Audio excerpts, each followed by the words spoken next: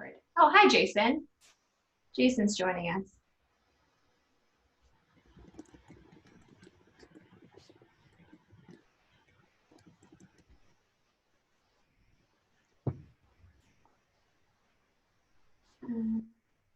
Julio's. Awesome. Hi, everyone. Clearly, that was a very painful start to today's episode. Hey, Jason. Yes, it is interesting time with tech, everyone kind of figuring it out as they go along. Clearly, I needed to do a dress rehearsal for this, and I was way too confident in my ability to make it happen so easily. It was so easy. I literally picked 3 things, and I was like, okay, that's good. I'm just gonna click start, and the stream is just gonna happen. Anyways, thank you so much for bearing with me through this period and all the days. My team, Leslie, Tim, Elena, Jess, thank you so much. Welcome. This feels so weird. I know, like, I say this and I say this, but like for us to see each other outside the context of like a work day is even though, again, we see each other almost every day. We talk for sure every day, but we might not see each other every day. Anyways, thank you so much for coming and spending your evening with me. How are y'all doing? Good. Good. It's going to be fun. Nice to see after hours, Leslie. I hide during the day. I just like have the camera turned off so that I can lounge in my pajamas while I work. It's true. Yes, awesome. Okay, so how about we start with some introductions? I am monitoring the chat. So if you want to pop any like questions or comments or anything, I will be uploading this over to YouTube afterwards because clearly your girl is just not friends with YouTube right now. But yeah, do you want to start with introductions? Leslie, introduce yourself. What do you do?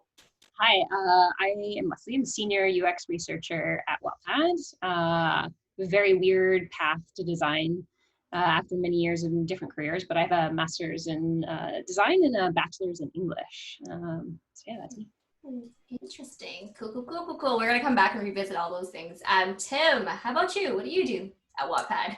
So I'm a senior designer on our content discovery team.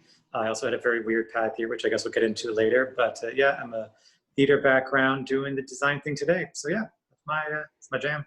And very Keanu Reeves right now. I'm just trying to make it work, whatever I can do. Hilarious. Coolio's over to you, Elena. What's up? What do you do at Wattpad? So I'm an associate user experience researcher at Wattpad.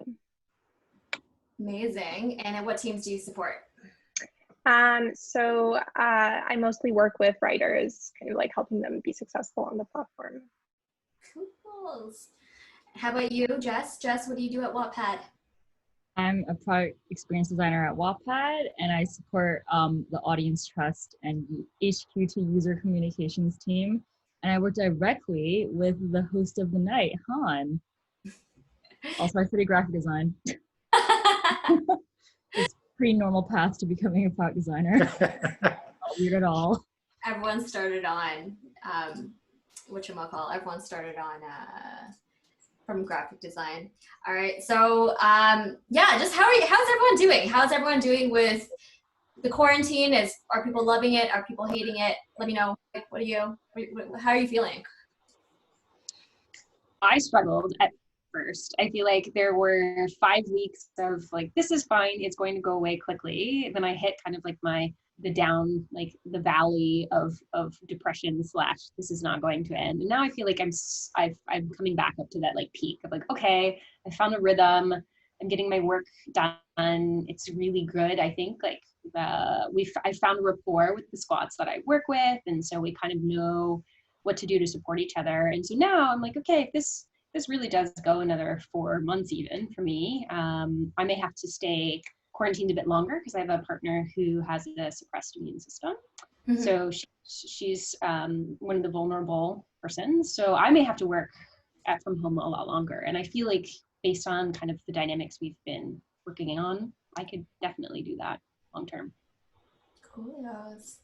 And what about anybody else? How are you all feeling about maybe working from home forever? I kind of like it. I mean, these like last couple of years have been my first with a 9 to 5 office job. I like being at home. I'm way more productive at home. It's funny. I find that when we first sort of started, everybody had that kind of can-do spirit, and everyone was just sort of figuring it out. And at about week 3 or 4, you just started to see that dip of like, why are we doing this? I don't want to be doing this at all anymore. And we've kind of since like turned it over again. It's like, all right, well, this is it for the long term. And it's been kind of cool watching everybody really figure out how they're going to completely rewrite their working lives on the fly. Yeah, I found it fascinating. So I'm kind of hopeful that maybe we just keep working from home.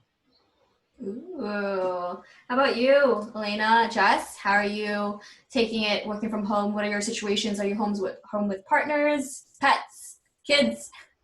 Yeah, I'm home with a partner. I think like one of the things I struggled with initially is like living in a city. I feel like we make trade-offs and kind of like have smaller spaces so we can like be in the city. So I feel like just really being like quarantined has been very like, I guess, hard being in like just one space, but I feel like I'm making do. And yeah, I feel like it is easier to focus on work being at home. So that's been like a positive. Ooh, cool. How about you, Jess? Hot take, I hate working from okay. Well, my situation is a bit unique in that I'm not living with a partner, I'm living by myself, and I'm living in a basement with minimal lighting. So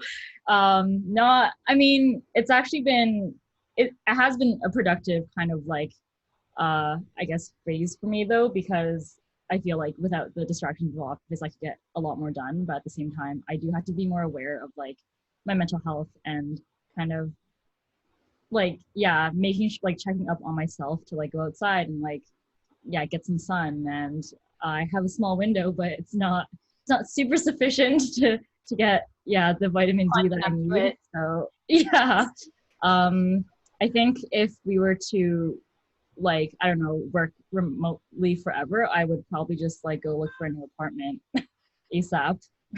Ah, okay. So then it's going to make you probably move, maybe even relocate so that you can kind of, get a bit more vitamin D through the windows. Mm-hmm. So I was just wondering, because I know some people are new to work from home. Tim, you mentioned that you have done it before. What are some like telltale signs of like you need to go do something to like kind of get like that mental health kind of back in check? Like what are some signs that you're like, oh, hey, need to like step away from the computer now? And what would people who are new to work from home, like what should they watch out for? Or what are some things that you do to kind of just like keep sane and normal, whatever normal is nowadays? I kind of like the fact, so I mean, I am an Apple Watch guy, and this is relevant in this case because it does the little thing where every hour it sort of like taps you to stand up, which at the office drove me crazy, but at home is actually, I find really useful because it is, even if I don't always do it, it's that little mental clock of like, okay, I've been here for an hour, okay, I've been sitting here for 2 hours, like I got to get up, I got to stretch my legs, I got to not look at the screen. I'm pretty like aggressive about not spending all 8 hours at my computer, like dedicated to whatever the hell's going on. Like I will get up and roam, but that's a big one for me. It's just having that kind of constant reminder that you got to get up, because otherwise, and I think designers especially are like the same thing with programmers, like you get into a flow and you will lose 8 hours in a heartbeat. Totally. Yeah, I find like I get kind of antsy too, where it's like I'll like kind of go back through I don't know if everyone has sort of like a routine of things that you check. It's like, okay, let me check my email, let me check like Slack, let me check, if this thing's been updated. And then once you've like gone and done some work, you kind of go back and like do that routine over and over. So there's nothing to check. Yeah, the last resort is going back to work. Right? It's like, oh my God, I checked my calendar like 4 times. Okay, I don't have meetings for another like 2 hours. But I keep going back to check my calendar. And so I think that's the sign for me where I'm like, okay, need to get up, need to like a drink of water. Yeah, I find keeping hydrated also kind of forces you to get up to like either refill your water, bio breaks, all that good stuff. Cool. Yeah, so we got COVID, so some people are returning to the office, some people might not be. How do you think designing will change now that we're sort of distributed? Do you find things have changed in the way that you have worked with your teams, your squads? We all work on, so for those who don't know, at Wattpad we work on cross-functional teams, which means that every team is sort of clustered around a feature, and there are usually several engineers. There's a product manager, there's a designer, as well as a delivery lead who is sort of in charge of making sure that things are slotted into sprints properly. So yeah, so I don't know, maybe I'll throw this over to, I feel like Elena. Elena, you might have an interesting perspective from a research because you're sort of spread across several different squads, right? Yeah, totally. I guess this is like a bit more broad, but I'm curious as to like what ethnographic research is going to look like, because like at Wattpad we do a lot of like Zoom interviews, which hasn't been like that much different for us. But yeah, I'm very curious, like how are people gonna visit and see like the context and the space in the future? It's like one question I have. Interesting. How about you, Jess? Do you find, I mean, I think Jess and I have a different dynamic too now because we're 2 designers to a squad, which is an anomaly kind of at Wattpad. Everyone's just sort of like lone wolfing it on the squad. How do you think it has changed, A, moving to a squad with another designer, and B, adjusting your work style? Yeah, so I always like appreciate collaboration and teamwork, like as just like part of my design philosophy. Like I feel like I'm the type of person who would rather like, yeah, want to over communicate and always like have touch points, and like I definitely like, yeah, I guess in a way don't really respect like I guess like the no meeting type of rule. Like I want to meet, like it's easier to just kind of like talk it out. And I'm like doing things asynchronously now has been a bit hard, but I think and yeah, I think like we've adjusted to that. So I feel like there's so many like aspects of design where we can just completely take it like async now. Mm-hmm. But like for example, part of design work is like, yeah, facilitating workshops, and like before we always had to think about like the environment and where we're like, I guess like hosting this workshop, and like how do we like I don't know, like kind of break the ice with the people in there, how do we kind of like facilitate better connection, and like how do we like design the room and like the workshop itself to like generate like great like output, and I think that aspect is going to change if like the future is remote.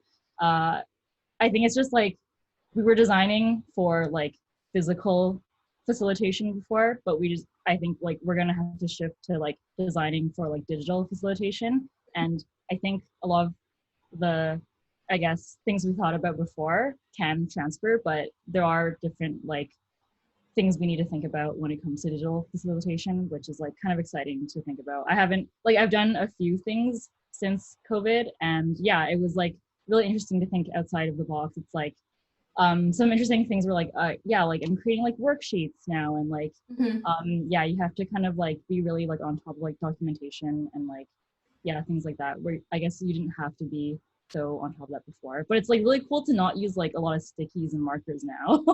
Yeah, cool. Yeah, all like trying to like figure out like different tools. yeah. Did we get enough pens and markers? You have to like rush like 5 minutes before the meeting. Interesting. So then how, like what types of workshops or, you know, activities where we're trying to like get alignment do you find works really well in remote setting? Opening this up to the group. Leslie, how about you? Like for research, like do you find research can be like, is it like inherently remote friendly?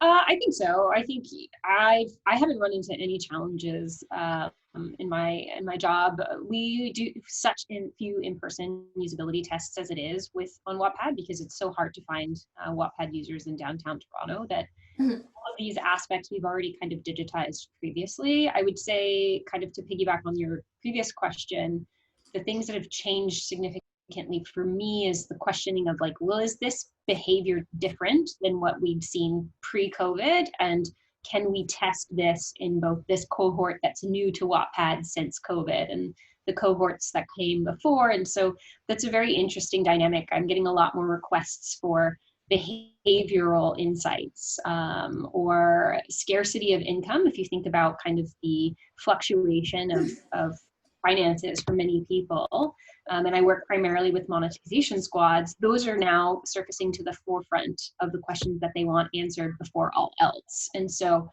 we don't really have that data. It's like a mad rush for every tech company and every company really in the world who has a product to figure out now what their users are doing. And so that has been a really big undertaking for both Elena and myself and for our entire design department, I think, in stratifying and like creating those layers of cohorts of like, okay, if this is the dynamic we're looking for, and then how does that fold into existing research? Or do we have to do more research? So with all of that, I think we're leaning more towards things like surveys. If you ask me on the day in terms of things like user interviews, some days are better, I find, than others.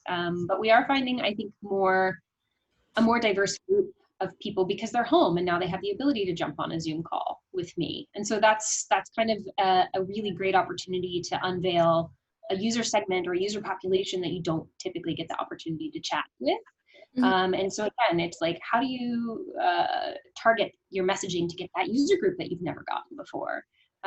So those are just kind of some areas that I've seen even in 3 months that have changed a lot. And I don't know if Elena wants to expand on that anymore, but it's been a roller coaster and it's been really enjoyable. That's awesome. And have you incorporated questions around COVID and how it's affecting our users? Absolutely. I mean, even from things as simple as like, has your reading time increased, or are the genres that you were typically looking for, are you still looking for them? You know, if you are into things like a thriller, are you suddenly wanting to find something more comforting? You know, what is it that your emotional need is in that moment? And so we have kind of observed changes in the searches, so we can see what keyword searches are coming up and things like that. And so it's really interesting to hear writers, for example, who may not have been writing for the longest time are suddenly coming back to Wattpad and crafting and now having that engagement with other people. And so one of the big differentiators with Wattpad always is the social aspect of it. It's not just publish my stuff and that's it, kind of like a Kindle or Kobo. It's I publish my stuff and then there's an inbox full of messages telling me how much they want me to write the next chapter. And so I think there's a lot of emotional fulfillment that's coming out of people coming to Wattpad right now that they may not have seen prior to COVID. And so that's really rewarding to see from a user experience lens as well. Interesting. Now, Tim, you're on the content discovery team, which literally means you own the home experience, the search experience. Have you seen a difference in our users' behaviors and, you know, with the analytics on home, like, has that changed with since quarantine, since COVID? It has, because we saw a massive spike of new users. And so we typically have a much slower ramp up of new users at any given time. And so it was interesting because when we started the year, we were very much not in a new user acquisition mode. And we're just going to sort of let what organically happens happen. And so from a planning perspective, that's just not what we were focusing on, are the kinds of things that you get with new users. And all of a sudden, this floodgate sort of open and it completely changes the sort of stuff that we're working on. And so all of our numbers go haywire. And in a way, you actually don't know what to do with them because it's a momentary spike and we haven't seen what normalized looks like yet. So you have these decisions to make. Do you react specifically to this big upswing? Do you kind of wait for stuff to level out? Do you just refer back to what things were like before the pandemic? It's been an interesting time trying to figure out what the numbers even mean, because I think we're also trying to get more and more deliberate about how we use analytics anyway right now. And so it was a really interesting time for all of it to kind of hit the fan because, yeah, it's had an impact, but I think the second half of the year is when it's going to have a real impact and we really start looking at some of the new user encounters and landmarks that they wind up using in the app. Interesting. So yeah, it's interesting how I find like real world events so heavily influence what happens in tech and like what happens, I mean, obviously to the economy, which is like our jobs, but then just the behaviors on Wattpad. We saw a huge spike, right, with signups on home, and signups on our app, and yeah, just like reading time just kind of shooting up because people are looking for ways to entertain themselves now.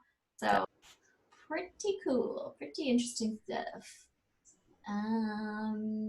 Yeah. Well, when it comes to, hey, I'm gonna switch it over a little because I know a lot of my audience are, you know, aspiring designers, and while they might like the inner workings of a company, they might not be super familiar with it yet. So like, what do you find are sort of like a special, unique thing about being a designer at Wattpad specifically? You can go even broader for like, I mean, we're not really a startup anymore, right? We're like a scale up now. I think we're scale up. Yeah, scale up. So we're no longer in the baby phase. We're learning how to walk now. And so what do you find is like special or unique, or, you know, a thing that, something that's, you know, an aspiring designer needs to sort of like kind of keep in mind if they're entering a startup scale up environment, or, you know, things like cool things at Wattpad that you recommend people look for in other places as they're interviewing? Let me. Oh, go ahead. I'll throw it over to you. You're grabbing the ball. All right, go I'm on. ready to go. I think the thing that you see a lot anytime you're in even the startup or scale up business is, as a designer, you really, I think, have to be willing to understand what it means to own your work. I think in larger spaces, larger companies, larger agencies, you get a kind of more of a mentor-mentee situation going on, and there's almost somebody else who winds up being accountable for your work and is willing to take the hits as you learn. When you're in these sorts of environments, that's just not the case. It doesn't matter how junior or senior you are, you basically have the same level of accountability for your work, which is great because it kind of throws you to the fire and you're just going to sink or swim on your own. But of course, it does mean that you have to level up your confidence, I think, a lot faster than you would in another situation. I think the thing I like about Wattpad is that we are, as a design team, very, very integrated, very, very collaborative. I think we lean on each other a lot, which is very, very helpful. I know I have, and I think some of the other people in this talk have been in situations where they've been the lone designer or been somewhat isolated, and you really feel like you're out to lunch. And whether or not I think you're learning or you're somewhat established, that feeling might be able to get you a bit of experience, but I'm telling you, you have to have a certain kind of personality to push through that kind of isolation as a designer. Interesting. Very interesting. Anyone else wanna grab that and run with it? Yeah, I would say, you know, for a new designer especially, you think like, okay, this is the culmination of all of this work that I've done in the education. But the thing about a startup or a scale up is that for the organization as a whole, there's so much learning that still has to be done. And an established company has already done that. The growing pains are done. There's all of these learnings that can be shared, and there's people that have probably been there for many, many, many years who have that kind of like internalized wisdom, and you just kind of step into it. With a startup and a scale up, it may not exist at all. And so the expectation for you might be to learn it and then to disseminate it. And so I think one of the things our team does exceptionally well, and to the credit of our department head, Andrew Chack, is that we are constantly learning something new. If once we finish something, we're already off to the races for the next thing. And we do it in a way that it directly impacts the work that we're doing. So it's not just kind of like a useless lesson that we're learning here that we just kind of store away, like a principle or a framework. It's something that we're putting into action immediately. And so then the next quarter that rolls around, we kind of reap the reward of that. And so we become kind of the tenured leaders of that information and that education. And so I think if you want to be successful at a startup, or you want to kind of demonstrate that you would be a good fit, own that kind of self-knowledge and that hunger to continue to get better, because your company will benefit from it. Whereas if you were to do that in an established company, it may not make much of a difference if you're continuing that growth because it's already been done. So that to me is actually a really exciting opportunity for working in a startup or a scale up. Yeah. Totally resonate with that. Jess, what about you? What do you think is special about working in a scale up or Wattpad or with me?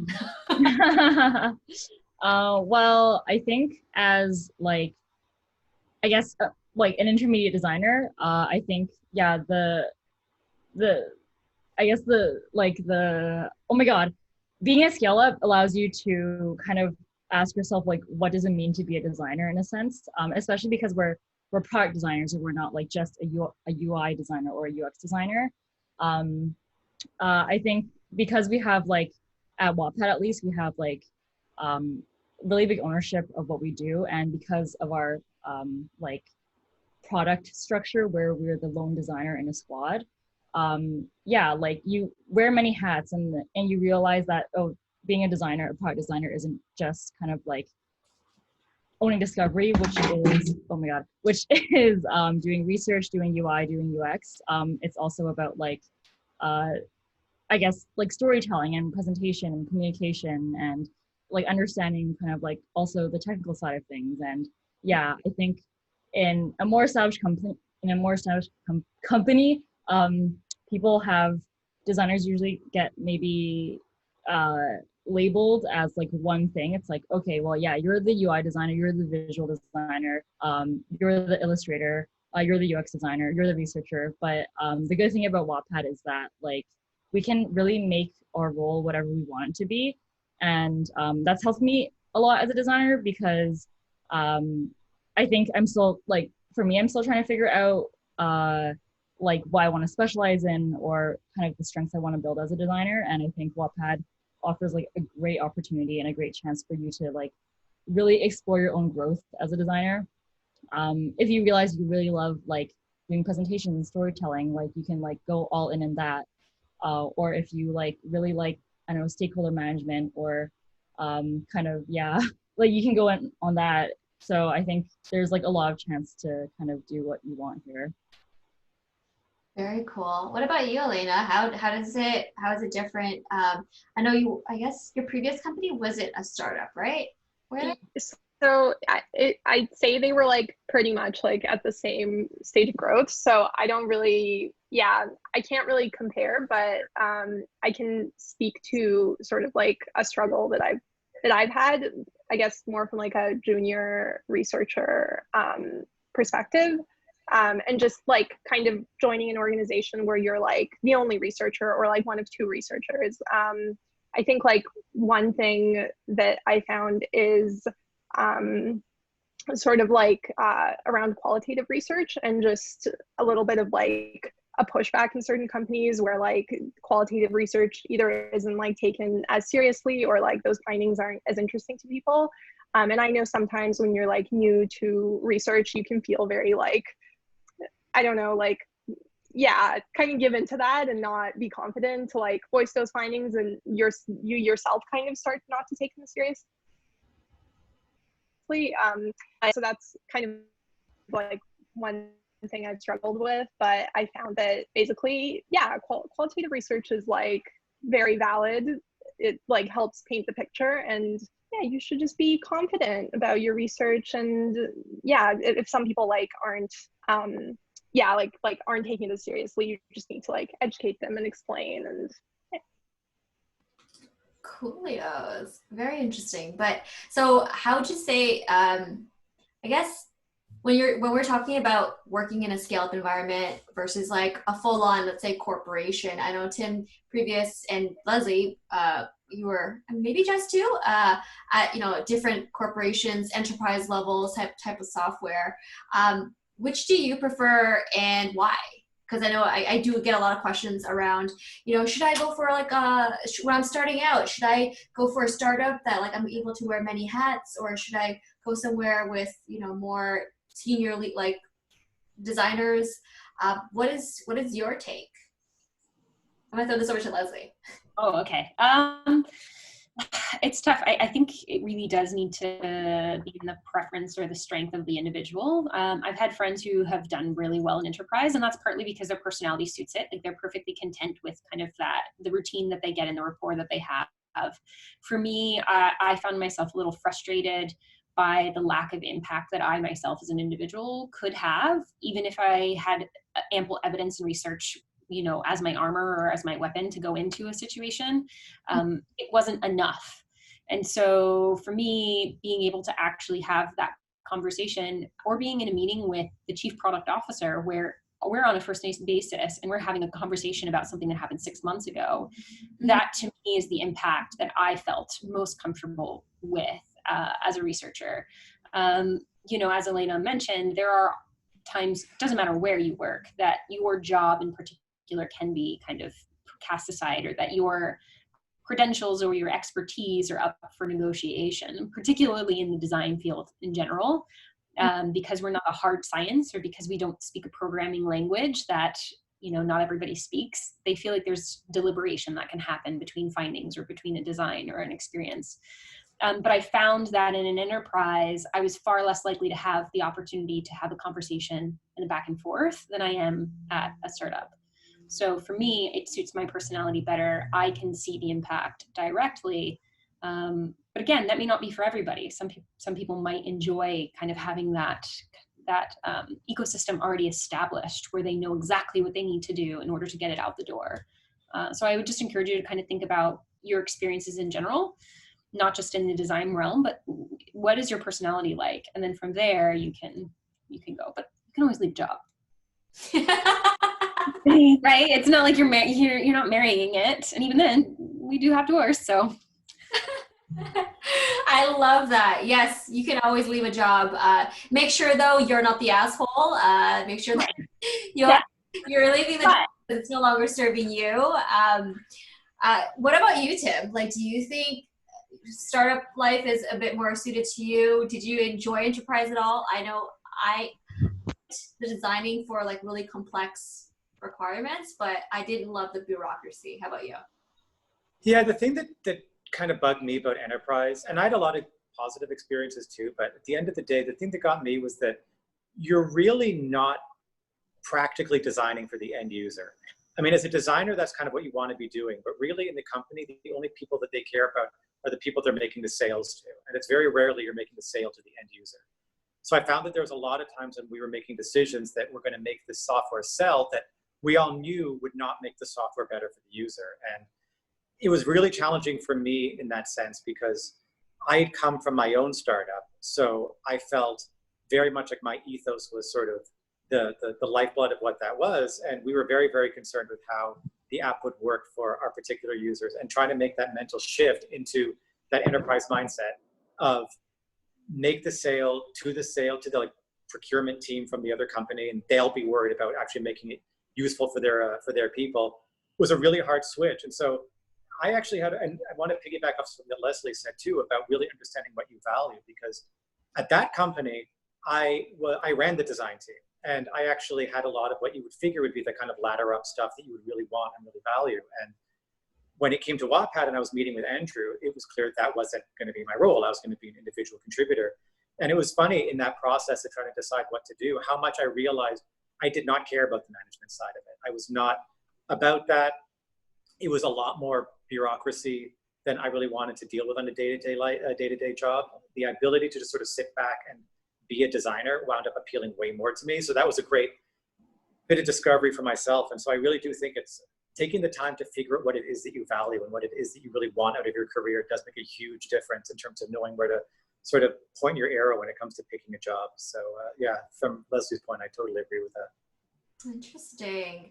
Yeah, I found that I was really far removed, because I think something that maybe folks who are newer to design and tech don't know is when you're selling, the people that are using tech in B2B situations are not the people who are in the position to buy, are not the decision makers, right? So you end up trying to sell to a bunch of people that are never going to use this for like a second. And then it just becomes like this whole back and forth. And I'm like, well, just like, let me get to the users. And this one other company that I was at, they were like, they refused. They flat out refused me to like, and the funny thing is like, they would have ever so often like 2 or 3 people from, and this was a banking fintech, come to the office to like do like a demo. And they would like actively like shutter us from like, no, don't go in that room. Like that room is like, you know, they're having a very important meeting. And I was like, what? That is, like, I felt like, I think in my gut, I was just like, no, that's no. So I think word to the wise for anybody that is looking for the first job, really ask the people who are interviewing you, how often do you talk to your users, like your actual users, like people who use your software day in and day out, or your app. I think that's a very, very important thing to ask, because had I asked that and they would have been like never, then that's not a place you want to be at. And I will just say, like, to kind of add an asterisk to that, if it is your first job and it's an opportunity and take it. As you get older and you mature in your career, you can be more decisive about what opportunities you take, but certainly by no means turn down a place because you don't think that they see their users as often as you think they should. I mean, I've taken jobs that are like definitely far cry from where I am now, but it was in service to getting to the maturity and the experience that I can apply to a place and say, no, thank you. So just keep that in mind too. Very, very interesting. Now the folks in the room, so we have people. I was so worried. I was like, oh no, there's people waiting in the YouTube like stream and like no one's gonna join us now. So thank you so much, Jason, for being the first one in here. We have Evan, we have Gilza, we have Naomi, we have Shankar, we have Yasmin. Feel free to plop any questions in the chat if you have any. But I'm just gonna bridge us over so we've been talking about, working in a scale-up, working in a startup, pros and cons of working in enterprise versus scale-up. Now, when it comes to interviewing, I have so many questions about interviewing, and for some reason people are fascinated with portfolios and whiteboarding sessions. It's something that I get in every single video where people are like, can you do like a video about portfolio? How should I present my portfolio? What is the most, like, if you were to say like the most important thing when you first glance at a portfolio? So let's just say like the candidate is not even in the room talking to us yet. I'm just gonna go through every person. Like, what's the thing that you look for? So Leslie and Elena from a research perspective, then Tim and Jess from a product design perspective. What's the number one thing you look for, like automatically on a portfolio when you're glancing on it on a browser? Go ahead. So for me, like, I really, really like to see like a how might we statement. So like, I like each kind of like project to have, like, what were you doing and like, why were you doing that? And I feel like just the how might we statements capture that so nicely. So I really like seeing that. Coolios. Let's keep it in research. Leslie, what about you? I think there's so many different methods that you can do to get research, and I think that I'm less concerned with whether or not I think you chose the right method. What I'm most concerned about is why you've validated that you selected that method. So if you went out and you decided that you were going to do like guerrilla testing, like why? Is it because that it was really opportunistic for you? Were you just in a city or a situation where that was the only way? So like for me, it's less about your actual methods and more about the logic and the reason why you chose those. And if from that I can understand that you're thinking about it from all of these different angles, then that says to me, great, any situation that we have here at work, I know that you're diversifying your thinking. If you say that this is the way that you've tested or collected this research and there's no rationale behind it, then that makes it harder for me because now there's an extra step I have to ask in an interview, and it just adds a lot more stress to the candidate because now I have to extract that information. So interesting. Okay. So we'll really spell it out why you've done. What about you, Jess? What do you look for when you're kind of browsing someone's portfolio, trying to suss out if they're cool enough to join the Wattpad team? Gang. I think if I'm really talking about first glance, I do want to see kind of like basic, I guess like visual design kind of chops. Like, it doesn't have to be anything fancy, even just like, I don't know, proper amount of like white space or proper amount of like, yeah, like padding in between like your projects. Just like very basic kind of like visual design like principles. Yeah. And to get me to, I guess, explore further, I guess like I'm thinking about how this person designs or like designs their portfolio in a way that like they present their work in like a digestible way. So if they kind of like tease out the proper information, like let's say in a case study, and I can like look at it really quickly and I'm like, okay, yeah, this is like the goal, this is like the result, this is like the learning, this is what I would have done different. If I can get that information really quickly, then it's like you've got me hooked. So yeah, like there's a very, very fine balance between kind of like putting too much information in your portfolio and giving the person who giving the user what they want to see.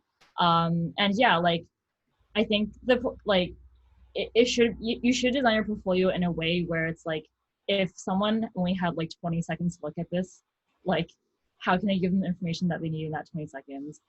Because you can like once you have your foot in the door, like you can always like have the chance to explain the rest later and like when you get the interview. So very cool. And how about you, Tim? What do you look for? So for Jess, it's like very digestible. Like even like almost like I usually love bullet points at the beginning. It's like, what was your goal? What did you do? How did it go? What about you, Tim? What do you look for? I look for, do you know who you are as a designer? I mean, I think the idea that all design portfolios are going to wind up the same is not really the end goal. I mean, they are a means to getting a job. And so if I think about working backwards, I kind of want to get a sense of who would I be hiring if I hired you? And I mean, I think everyone's made really strong points to this end, but it's the idea of, can you tell me why you made certain decisions? Because I want to know what decisions, what kind of thinking you bring to the table. So when we hit roadblocks or when we're up against the wall, I have a sense of how you're going to work your way through it. I totally agree with Jess that I need to see where your visual chops lay. And if that's not your thing, then that's fine. Just how are you going to present you to me in such a way where you've mitigated that, where I look at it and I say, you know what, that's not really their strength, but they're so good at these other things and they're putting that foot forward, that means they understand that that's what they're good at and they know how to communicate that that's what they're good at. So those are really, really big ones for me. And the other one is that I kind of try to get a sense, especially as people get more towards the senior level, do you realize who you're applying to? And by which I mean, like, as much as I love you all, I'm not going to sit and read your entire portfolio unless it's really spectacular.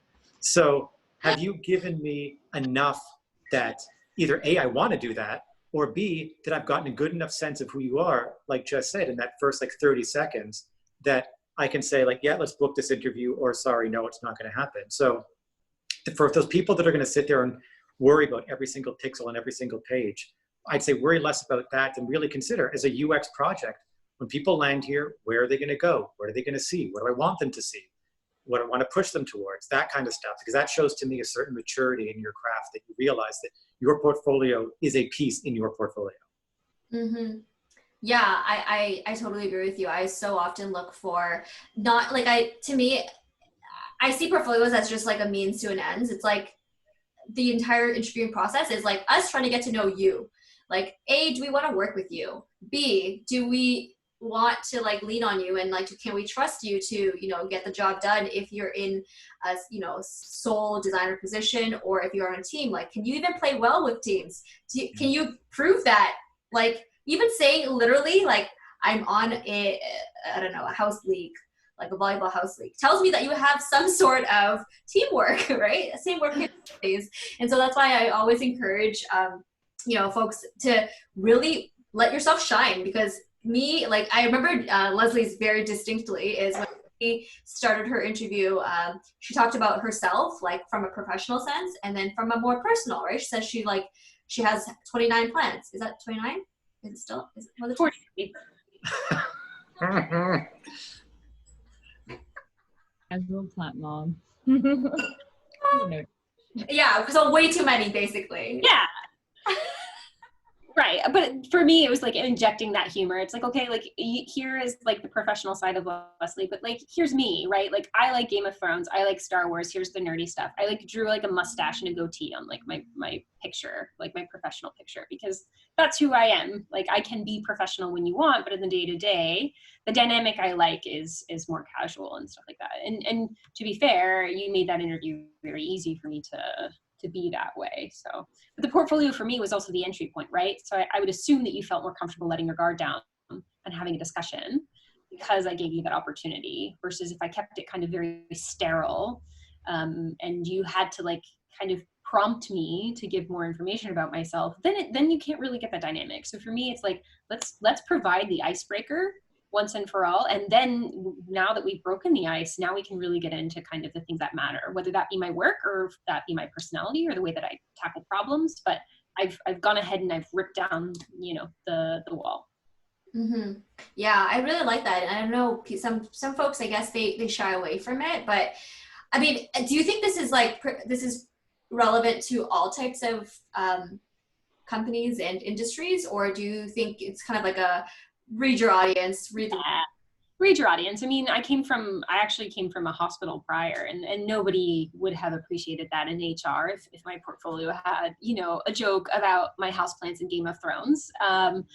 So, and that is something that I always encourage people to do, even with their cover letters, is like, you need to do that research ahead of time to understand the person you're applying to, and you need to mirror kind of the language that you get from even the application.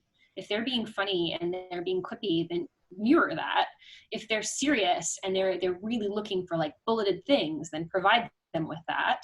But also keep in mind that that's probably indicative of the environment you're probably going to be working in. So again, like, it's a reflection. And if you don't feel comfortable crafting cover letter and putting together a portfolio for a place that is the opposite of what you typically find your personality is, then maybe that's not the place that you should be applying to, because that will be a very challenging interview for you. So. Oh, Jason just read my mind here. So we do have a question from the audience, guys. And very similar to what I was going to ask is maybe we can do like a lightning round just because we're closing in on the hour. What is an interview due? So like from the candidate, as you as a candidate, what should you do? Like lightning round, like you should ask for a cup of water. Lightning round.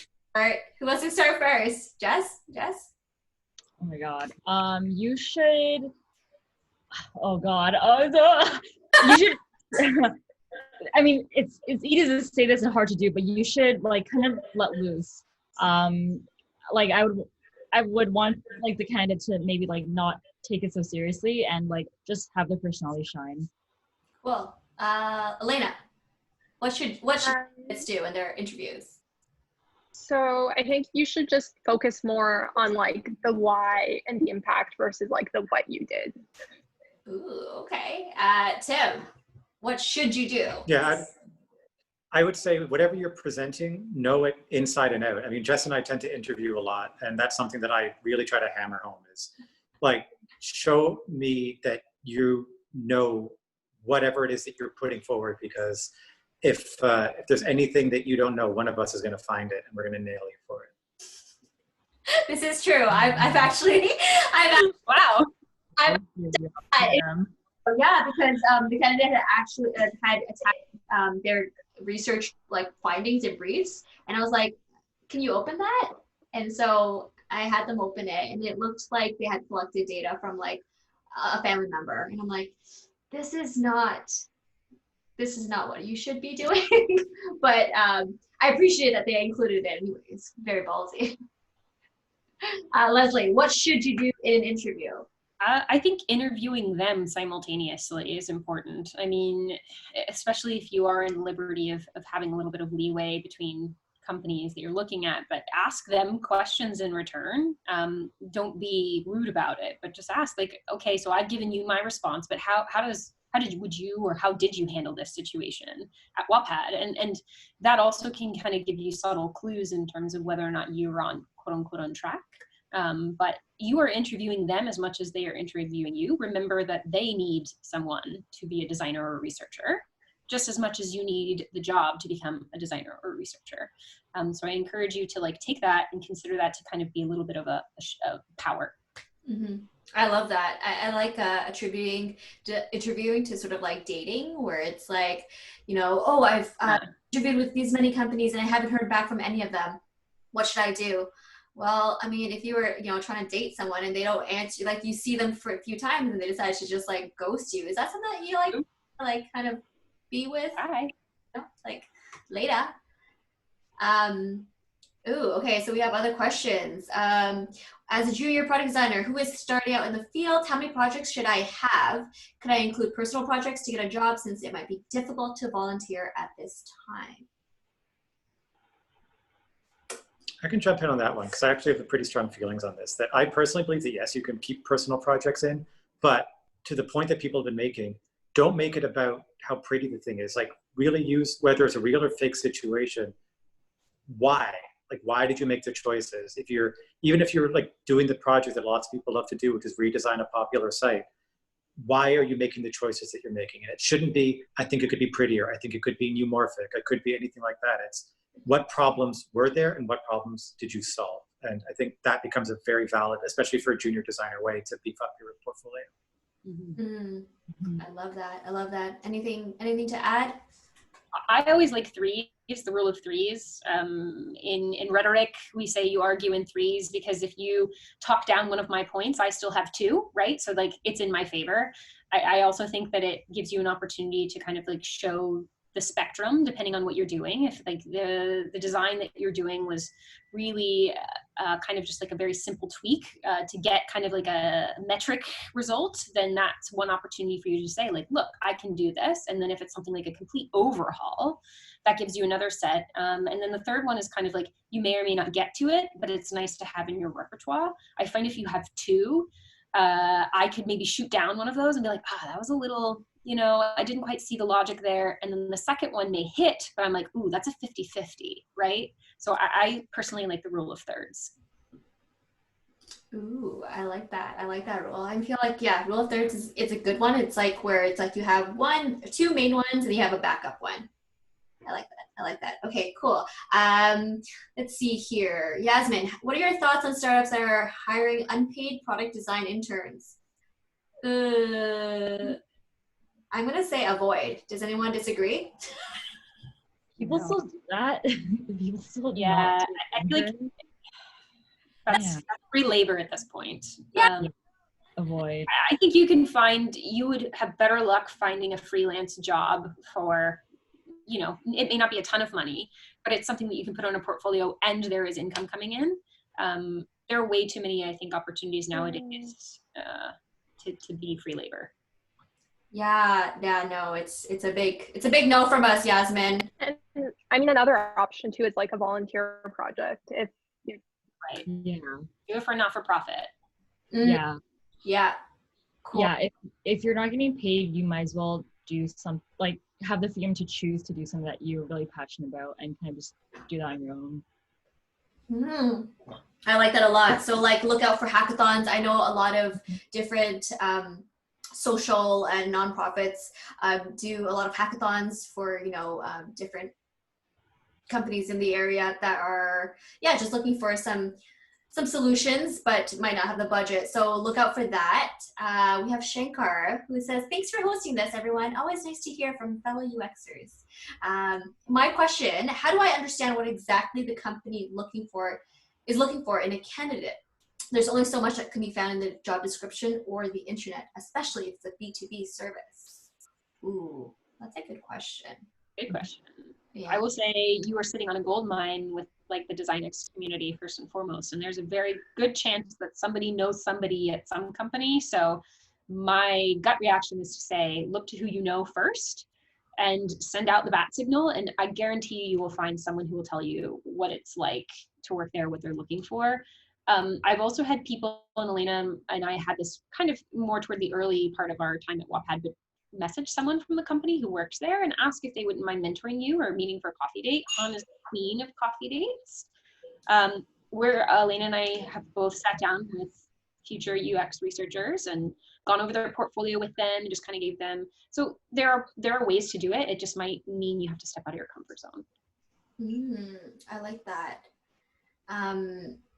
So for me, I find always asking questions, and if it's going through a recruiter, even if you can message someone in HR to ask more about that and ask very specific. I think if you have very specific questions that HR can't answer, they will forward it to someone who may. And it's like your mileage may vary depending on how much they want you.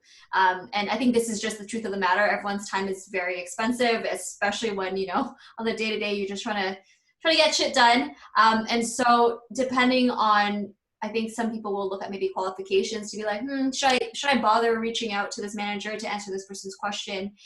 Most of the time they will, or they'll connect you to someone who will. So I think just sending over a very specific set of questions. Don't ask like, oh, what software do you use? That's not specific enough. Specific is like, what types of stakeholders will I interface with, or will I talk to? How many teams do I report to, or how many people reports to the same manager? I think very specific questions that will basically not be easily answered by an HR, and you'll probably get some answers. And like peep their Instagram profiles and stuff. We have one. Yeah, do that, or maybe don't do that all the time, depending on like if it's locked, unlocked. I think like no, our company has a Wattpad or a Instagram. Oh. People turning me stalker. They'll probably see what I looked like this morning, which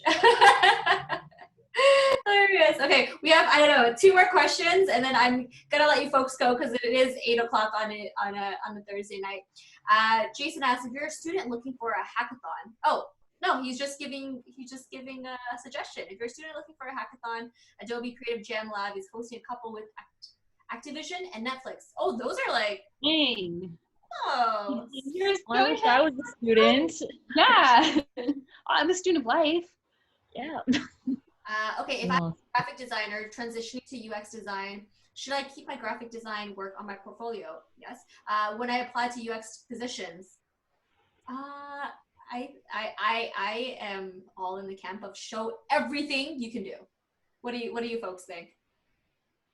Yeah, so I personally do keep like some graphic design stuff in my portfolio, and but I've like kind of changed the format of my portfolio recently to include like a work and a play section. And the thing I like about that is like in your play section you can show like really like who you are, and show like unleash your creativity and your passion in that section. And it can be anything. Like it doesn't have to be graphic design. It can be like photography, kind of like animation, whatever you're into. And I think going into that play section is also very like, that's also something that I love to like look at in portfolios as well, to really get a sense of like people and like, oh, like, yeah, when they don't have their UX hat on, this is like the type of person they are. This is like the other side of their creativity, which I really love. So I would like definitely keep whatever you think is a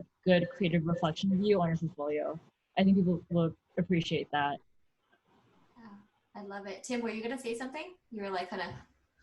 Yeah, no, I the only thing I would offer is a possible counterpoint, and it goes back to what we were talking about earlier, but also know who you're applying to.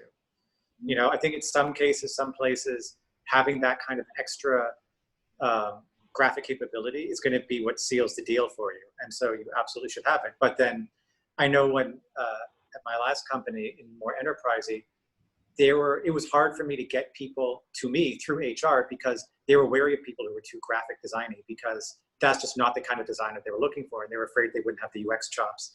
And so this goes back to that idea of know who you're applying to, know the kinds of things that you're looking for. And I think that helps really. And also, if you want to be somewhere where your graphic design chops is going to make a difference, mm-hmm. put it in your portfolio, because it kind of self-screens your applications for you. Mm-hmm. Mm-hmm.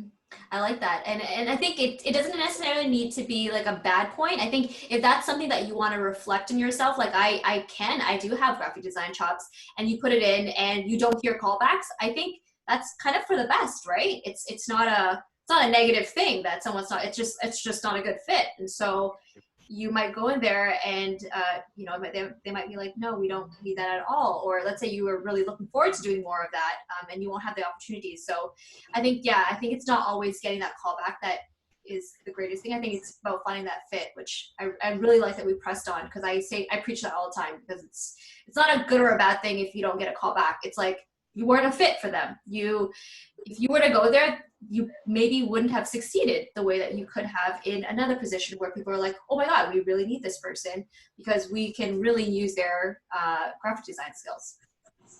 Coolio. So hey, if you want a freelance job, how do you start as a junior designer? Do you cold email? Is there a site for those living in Toronto? Thanks for answering my questions. Starting as a junior designer, I know it's tough out there because there's a lot of saturation in the market right now in terms of like folks coming out of boot camps.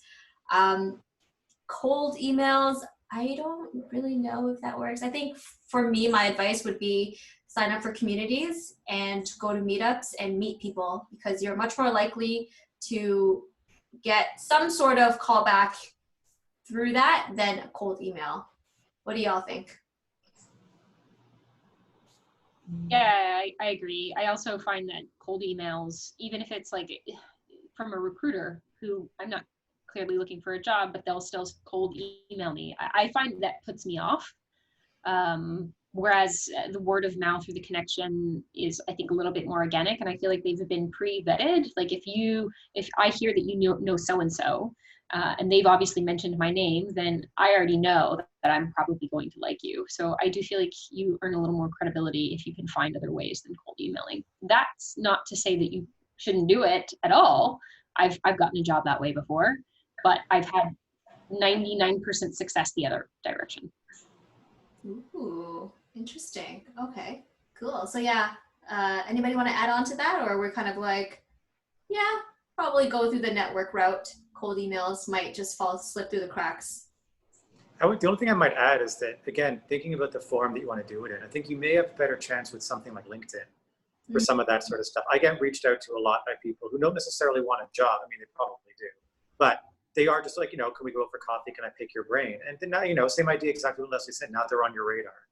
And even if nothing else really kind of comes of it, I mean, usually they'll ask for a portfolio review, which I'm always happy to give. But the context is right there. Like LinkedIn is where I'll go, and I'm in that mindset of looking at things that are professionally related. Whereas an email, I mean, it's just going to get lumped in with all my flyers and whatever the hell else ends up in my inbox. So just try to be context aware. Totally. I love it. I love it. Okay, so maybe not cold email. If you do, really be specific, or maybe try LinkedIn. Yeah, and in terms of a site, I think DesignX is a very good community, very large, robust community. Hexagon UX, if you are female or female identifying. There's UXR, UXPA. So there's a ton of communities out there. I think only a Google search away. So check those out. I do want to end with one last question before I let you all go and eat dinner, is what is the first thing you're gonna do when when businesses are reopened, restaurants are reopened? What is the first thing you're gonna do, or the first thing you're gonna eat? Like restaurant-wise or like activity-wise? I'm gonna hug you and everybody else that I work with for probably a really uncomfortable length of time, but they're just gonna have to get over it. Yeah, I feel like I'll probably just want to be in the proximity of everybody. And it's funny because I'm very much so an introvert, but one of the ways that I don't know, get that kind of high from life is like through other people. Even though I need to, take a step back from time to time, and I feel like I've really been deprived of that. So hug people and eat. I don't know, I'm just gonna go somewhere to St. Lawrence Market, which is nearby the office, and probably just buy everything. Aww. How about you, Elena? What's the first thing you're gonna do or eat or looking forward to? I think I'm gonna book my trip back to Serbia, see my family, because I had to cancel that. But yeah, so I'm really looking forward to that. And then eat like maybe ramen or dumplings. I feel like those things don't travel well, so I haven't ordered them. Oh, that's awesome. Yeah. How about you, Jess? What's the first thing you're gonna do or eat? Well, definitely ditto on what Leslie said, and hug and kiss all my loved ones. And then the first thing I want to eat, I think I want to go to I just want to go to a bar and get shit faced and put all that behind me. Forget any of that ever happened. Definitely a bar with live music though. Ideally where I would also be performing in. Yeah, it's true. Bass player here. Plug that band. What a boy. What about you, Tim? I tried desperately to get a haircut before it looked like everything was flying down. So I am so eager. And then to eat, there's this fantastic little diner around the corner from our home that we've been really hoping reopens as soon as everything comes back online. We want to support them. We want to make sure they don't close down. So we will be there. I miss shitty diner food. I mean, it may not be shitty, but you know what I mean. That caliber of diner food. Totally. That's what I'm all there for. Which diner are you talking about? It's the George Street Diner. Ooh. So now we know where Tim lives. You know where I live. I'm like 5 minutes from the office. I meant to our audience. Oh, that's true. Yeah, there you I would go. hope that diner opens up as well. See, I'm like, please no one go in the proximity of George Street Diner and say, Tim, where are you? Come with your portfolio. Where are you? Yeah. I think for me, I'm looking forward to going to the island. I love going to Toronto Island and doing like a nice bonfire in the summer. So really looking forward to that. And I think the first thing that I'm gonna eat is, I think I want all you can eat sushi. I've been really missing sushi. I was able to like order it. I think it's okay to order and stuff, but just like the full just indulgence of like being able to eat as much sushi as I want without, you know, worrying about a bill kind of totaling up. It's going to be dope. And I hope to see all your faces really, really soon. I miss y'all. Thank you so much for joining us. And thank you to Jason, Naomi, Shankar, Gilza, and Evan. And then Yasmin too. I think Yasmin left. But thank you for watching. I will be posting this on YouTube. So we'll be YouTube stars soon. Thanks, friends. Woo. Thanks, everybody. Bye. Bye. Thanks for watching.